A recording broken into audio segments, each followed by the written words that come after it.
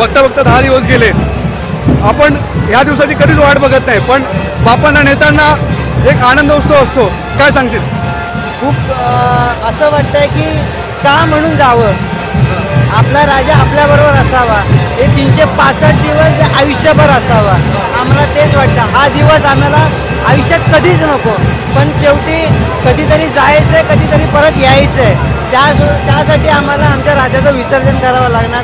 पण आम्हाला अश्रू आहेत की आमचा बाप्पा चाललाय त्या गोष्टी. काय सांगशील? आज बघता बघता 10 दिवस गेले. आज आपल्याला सगळ्यांना आशा असते की नको हा दिवस यायला, पण येतो आणि मोठ्या थाटामाटात आपण बापांचं विसर्जन करतो.